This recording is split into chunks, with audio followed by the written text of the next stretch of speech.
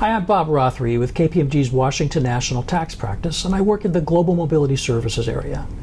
Hi, I'm Stacy Finch. I also work in the Global Mobility Services area and work alongside Bob on international Social Security issues. So, Stacy, you'll remember that recently I did a video with John Seary where we talked about the basics of international Social Security taxation, and I thought today we'd get into more about totalization agreements and certificates of coverage.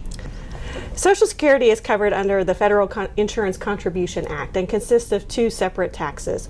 First, the old age survivors disability insurance, and second, hospital insurance, otherwise known as Medicare tax. Individuals who are working for a U.S. employer who are sent overseas to work on an international assignment are subject to FICA. Individuals who work overseas, U.S. individuals who work overseas for a foreign employer are not subject to U.S. FICA and are subject to international Social Security. Right, and that's a really important thing for people to keep in mind, because that rule can mean that people are subject to double taxation for Social Security purposes. If a person is working for a U.S.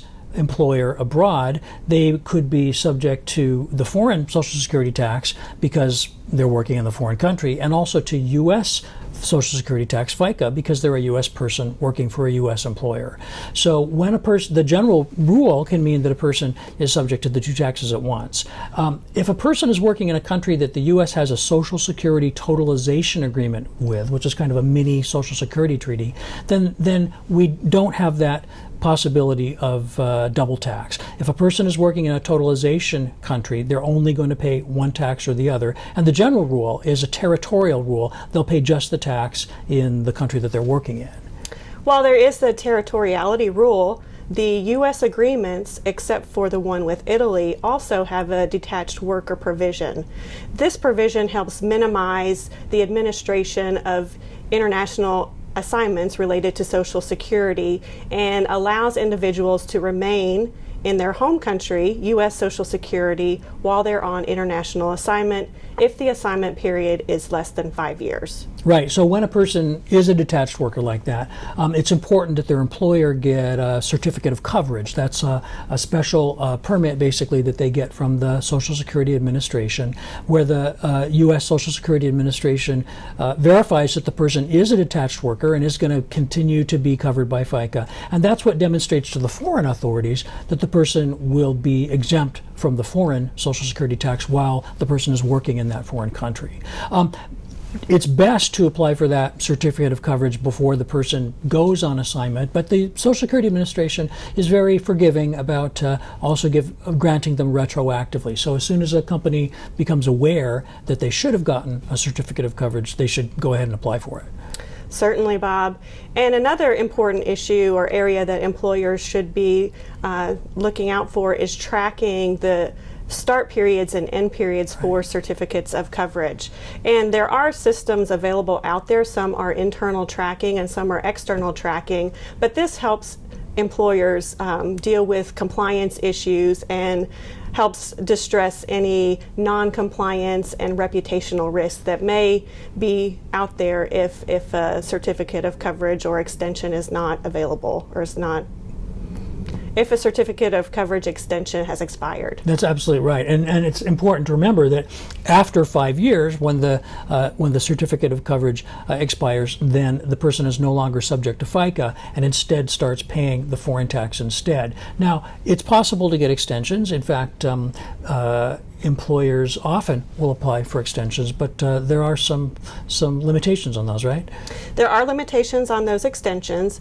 Generally, the U.S. has some ability to automatically approve extensions. However, in most cases, the U.S. must work with the foreign Social Security jurisdiction to coordinate an extension between the two countries. And one additional point that is important is that when you have extended the 5 years and you're approaching these expiration period, the Social Security Administration does take some time, generally 4 to 6 weeks, to go out to the foreign jurisdiction and apply for the additional extensions. Right, and I'll just note that the U.S. is open to extensions of as much as 4 years, so a total of 9 years. But some countries are more strict, so the total amount of time that a person can have depends on what the other country is willing to grant. Now, so that addresses the length of certificates of coverage. It's also important to notice that there's really not any de minimis, at least in theory. No matter how short the assignment, the person should have a certificate of coverage, even if they're going to be working in the foreign country for just a short period of time. And that raises the question, well, what if they go on frequent trips? What if the person's job is to go back and forth from one country to the other? Oh, Bob, that's a great question. And really what you're looking at in the perspective of an individual going overseas on extended a work assignment arrangement through their employer for a longer term duration beyond the 5 years, generally it's likely that that individual would not be eligible to receive a certificate of coverage. Right, so that means, of course, that then the person would be just subject to the general territorial rule, that they would pay the tax of the country that they're working in. So what happens when they're going back and forth between the two countries? Well, it's really confusing to people, Bob. There's actually no double tax if an individual is going back and forth in between totalized countries. So if the individual is working in two countries, the performance of services on a sourcing basis would apply. So an individual would pay Social Security tax where they're performing services. Right. So if they're working between the two countries, we have to look at the portion of the compensation that applies to the U.S. and the portion of the compensation that applies to the other country. And they may be paying Social Security tax in each country on that portion of their compensation. Now, another interesting thing that comes up is deferred compensation or assignment-related allowances. Because often those are paid after the end of the assignment. And the question comes up as to whether those would be covered by the certificate of coverage if they're paid after the expiration of the certificate. And the answer is yes, if they relate back to the period that was covered. So if a person gets a post-assignment allowance and that allowance is related to their assignment that was covered by the certificate of coverage, that post-assignment allowance will also be treated as if it's covered by the certificate of coverage. There are also special rules around self-employed individuals. These include board members or partners of professional service firms. And while some agreements allow tax on presence, most of the agreements tax on where an individual has residence. So it's important, even if you're a self-employed individual, to obtain a certificate of coverage while on international assignment. Absolutely. You know, it's funny, I often observe that people think that FICA is really simple. It's just a simple withholding tax and there's no nuances at all.